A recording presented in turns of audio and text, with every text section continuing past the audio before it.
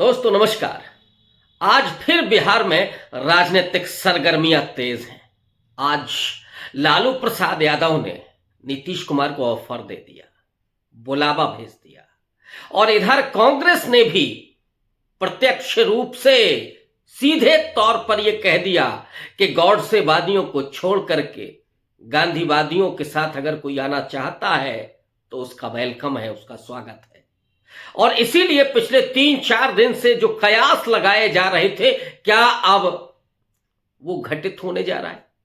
क्या नीतीश कुमार अब पाला बदलने जा रहे हैं?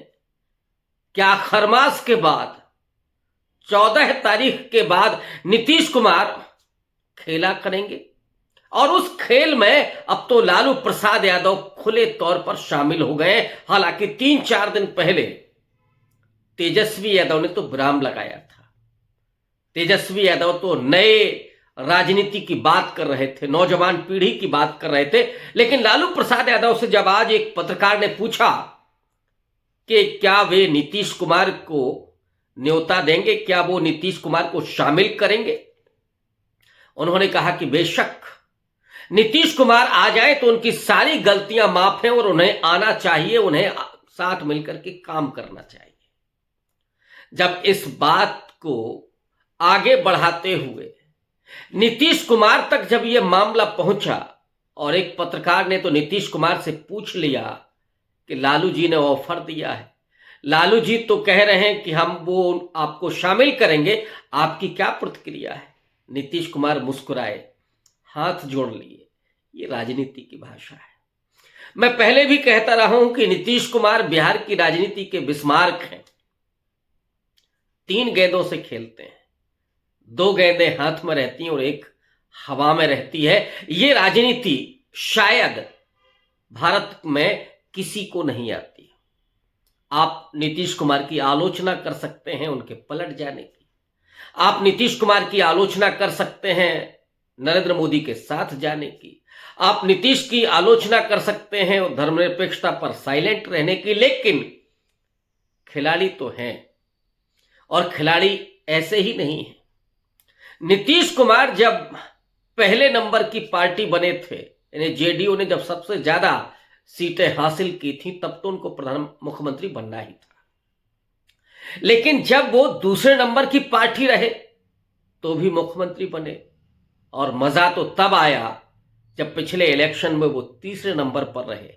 जिन नरेंद्र मोदी ने अपने स्वघोषित हनुमान चिराग पासवान के जरिए नीतीश कुमार की जमीन खोखली कर दी थी और वो तीसरे नंबर पर पहुंच गए थे नीतीश कुमार, तब भी मुख्यमंत्री बने। और जब अभी दिल्ली गए थे डॉक्टर मनमोहन सिंह के घर परिवार के लोगों को सांत्वना देने के लिए, और ये भी कयास लग रहे थे कि वो मोदी और शाह से मुलाकात कर सकते हैं, जेपी नड्डा से तो मिलेंगे ही, लेकिन जब उन्हें बेरंग लौटना पड़ा, जब उन्हें बेआबरू होकर के लौटना पड़ा, तो बीजेपी ने भांप लिया और इसीलिए निशिकांत दुबे के जरिए डैमेज कंट्रोल करने की कोशिश की गई। निशिकांत दुबे ने लिखा कि नीतीश कुमार हमारे नेता हैं, नीतीश कुमार सबसे लंबे समय तक बिहार के मुख्यमंत्री रहेंगे और आने वाले समय में भी वो बिहार के मुख्यमंत्री होंगे। ये बयान बताता था कि भारतीय जनता पार्टी को एहसास हो गया कि नीतीश कुमार का अपमान करके उन्होंने ठीक नहीं किया है। नीतीश कुमार के पास आज एक बड़ा कारण भी है बीजेपी को छोड़ने का, और वो कारण है अमित शाह का ब्लेंडर। नीतीश कुमार बाहर जाना चाहते हैं, नीतीश कुमार बीजेपी छोड़ना चाहते हैं, ये तो आज उनकी मुस्कुराहट से दिखाई पड़ा। लालू प्रसाद यादव यदुवंशी हैं और कृष्ण का वंशज होने का दावा वो कर सकते हैं, लेकिन मुस्कुराहट तो जो कृष्ण की है वो आज नीतीश कुमार के चेहरे पर थी। वो मुस्कान जो सामने वाले को निपटा भी दे और उसको हवा भी न लगे। तो वो मुस्कान के साथ नीतीश कुमार ने आज हाथ जोड़ करके पत्रकार महोदय को संकेत नहीं किया है, वो संकेत दिल्ली तक गया है और उस संकेत के जरिए नीतीश कुमार ने बता दिया है कि ये खामोशी अब ऐसे ही रहने वाली है और ये खामोशी तूफान में बदलने जा रही है। ये खामोशी अब पटना को ही नहीं उखाड़ेगी, कहीं दिल्ली को भी उड़ा करके न ले जाए, ये भी देखना होगा। और ये बात मैं इसलिए कह रहा हूं कि अगर पटना जाएगा, अगर पाटलिपुत्र उड़ता है, तो फिर उस तूफान में दिल्ली को भी, इंद्रप्रस्थ को भी उड़ना होगा। तो जो नीतीश कुमार ने संकेत दिया, खामोशी से, मुस्कुराहट से, नमस्कार की मुद्रा से, वो ये कह रहा है कि अब ये तो तय है कि बिहार में नीतीश कुमार एनडीए के साथ चुनाव कतई नहीं लड़ेंगे। और मियाद तो बहुत जल्दी पूरी हो सकती है। मैंने कहा कि 14 तारीख के बाद कुछ भी हो सकता है। और यही वजह है कि अमित शाह ने लल्लन सिंह को लगाया। लल्लन सिंह और संजय झा जो नीतीश की पार्टी में है, लेकिन खेला आजकल, नजदीकियां आजकल, गलवहियां आजकल अमित शाह के साथ है। और जो ब्लेंडर किया था अमित शाह ने पिछले दिनों पार्लियामेंट के भीतर, बाबा साहब डॉक्टर अंबेडकर का अपमान करके, वो एक बड़ा हाथ लग गया है मौका नीतीश कुमार को पाला बदलने का। कोई बहाना चाहिए, और ये बहाना नहीं है, ये बड़ा बड़ा मुद्दा है। नीतीश कुमार चिराग पासवान को भी इसके जरिए अपने साथ खड़ा कर सकते हैं, जीतन राम मांझी को भी खड़ा कर सकते हैं, इंडिया अलायंस में अपनी स्थिति को मजबूत कर सकते हैं। जब वो अगर ये कहते हैं कि अमित शाह ने डॉक्टर अंबेडकर का अपमान किया, माफी नहीं मांगी, रिजाइन नहीं किया, तो फिर वहां बने रहने में हमारा दिल घुट रहा था। हम बहुत दिन से ये सोच रहे थे, और हमने खामोशी भी इसीलिए ओढ़ रखी थी कि हो सकता है कि अमित शाह को ये अक्ल आ जाए, अमित शाह माफी मांग ले, लेकिन वो उन्होंने नहीं किया, इसलिए वहां रहने का कोई मतलब नहीं था। ये वो नीतीश कुमार है जो हर बार कस्में वादे खाते हैं कि अब तो यहां आ गए हैं, यही ठीक है, वो कभी नहीं जाएंगे। जब वो बात बीजेपी के लोगों के बीच में कहते हैं तो बीजेपी के लोग भी हंसते हैं। उन्हें मालूम है कि नीतीश कुमार कभी भी पलट सकते हैं, लेकिन पलटने के पीछे जो नीतीश कुमार का खेल होता है वो है अपनी कुर्सी को बचाए रखा नीतीश कुमार ने। और बड़े बड़े दिग्गज लग गए, जो महाराष्ट्र की कुर्सी उद्धव ठाकरे की छीन ले गए, जिन्होंने कई जगह कांग्रेस पार्टी की सरकारों को नहीं बनने दिया, गोवा से लेकर के और मध्य प्रदेश में भी तोड़ दिया। लेकिन नीतीश कुमार अकेले खिलाड़ी हैं बिहार में, जहां भारतीय जनता पार्टी बड़ा भाई भी है, लेकिन मुख्यमंत्री का पद तो नीतीश कुमार के पास है। और नीतीश कुमार आज की तारीख में वो ताकत है जहां उनके 12 सांसद दिल्ली में नरेंद्र मोदी की सरकार को कंधा दे रहे हैं। और नीतीश कुमार जितना उनके पास अनुभव है और जो उनके रिलेशन है, जो संबंध है राजनीति में, वो संबंध तो चंद्रबाबू नायडू से भी है, वो संबंध तो उनके शरद पवार से भी है। और अगर पाटलिपुत्र में तस्वीर बदलती है तो फिर दिल्ली भी जाएगी। और दिल्ली के लिए क्या नीतीश कुमार इन दिनों उसका इंतजार कर रहे हैं कि थोड़ी चीजें और पकें? कहा जाता है कि खामोशी सबसे बड़ा हथियार है, मुस्कान उससे भी बड़ा हथियार है सामने वाले को पराजित करने का। और नीतीश कुमार अब दोनों ही हथियारों का इस्तेमाल कर रहे हैं।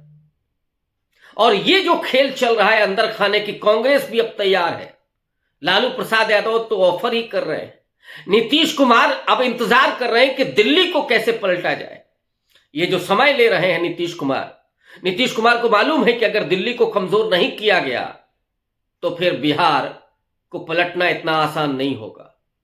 आरिफ मोहम्मद खान जो अभी नए सूबेदार हैं, बिहार के नए गवर्नर हैं, उनके साथ पुराने रिलेशन हैं, लालू प्रसाद यादव से भी उनके पुराने रिलेशन हैं।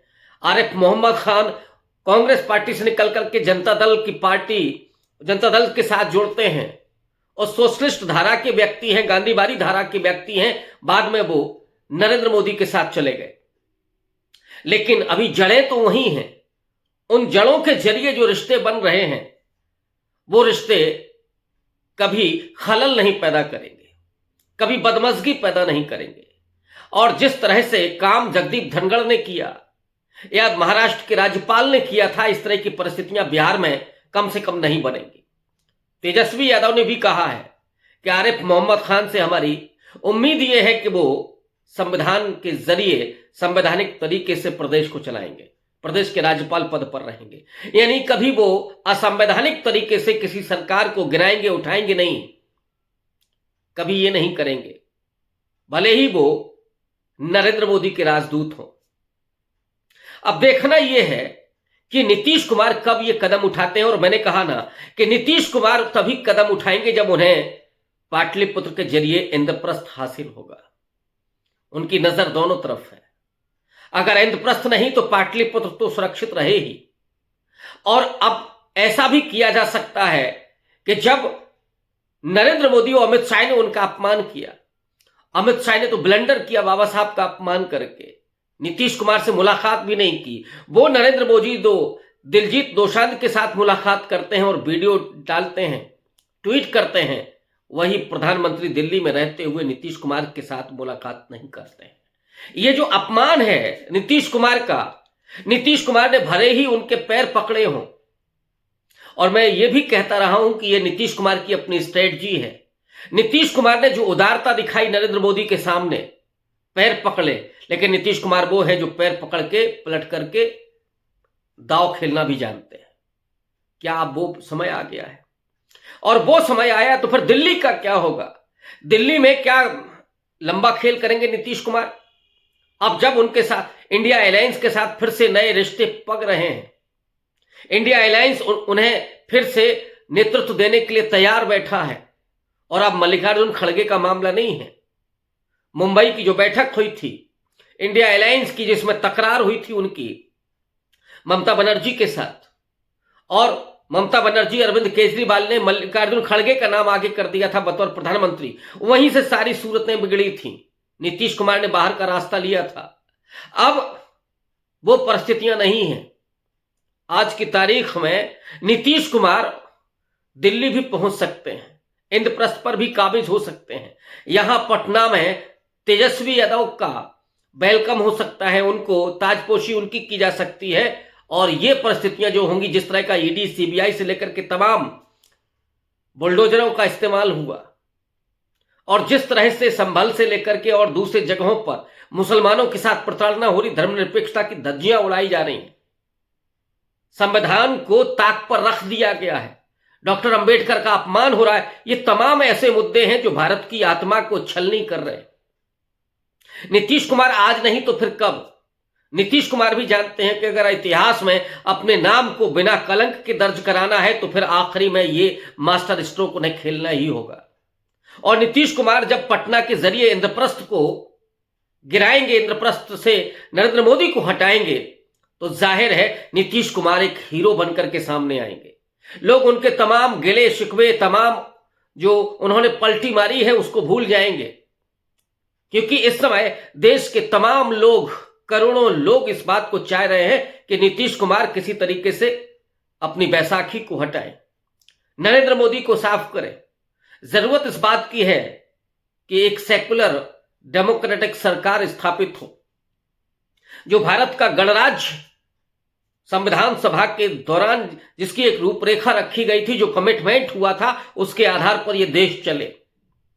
जो सरेआम हिंदू राष्ट्र बनाने की मुनादी हो रही है, जो सरेआम आरक्षण खत्म करने की मुनादी हो रही है, जो सरेआम इस देश में हिंदुत्व का अटैक हो रहा है, ऐसे समय में नीतीश कुमार की जरूरत लोगों को महसूस हो रही है। और नीतीश कुमार इस बात को जानते हैं कि जब लोग ज्यादा जरूरत महसूस करें, उस समय आपको खड़े होना है।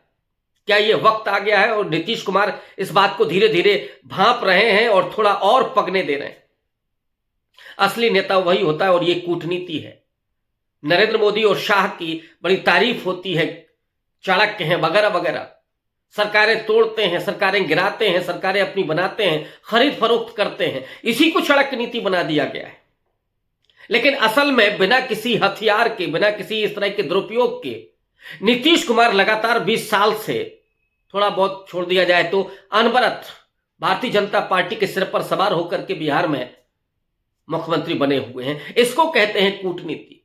असली राजनीति जिसे आती है वो नीतीश कुमार है, और नीतीश कुमार उस मौके का इंतजार कर रहे हैं कि जब इंद्रप्रस्थ की सरकार को उलट दिया जाए और इतिहास के स्वर्णिम अक्षरों में अपना नाम अंकित करा लिया जाए। जाहिर तौर पर नीतीश कुमार की यही कोशिश होगी कि अब अंत भला तो सब भला, लोग भुला देंगे और इतिहास में लोग याद रखेंगे।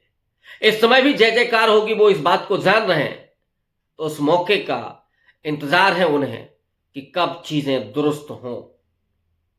नीतीश कुमार धोखा नहीं खा सकते, इसलिए नीतीश कुमार की कोई वैचारिकी नहीं।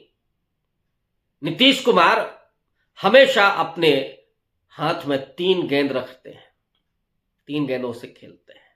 अब देखना होगा कि पटना के साथ दिल्ली भी जाता है और कब जाता है और दिल्ली पर कौन बैठता है। नीतीश कुमार और पटना में तेजस्वी होंगे क्या? बने रहिए मेरे साथ, कल फिर मिलते हैं। बहुत शुक्रिया, धन्यवाद।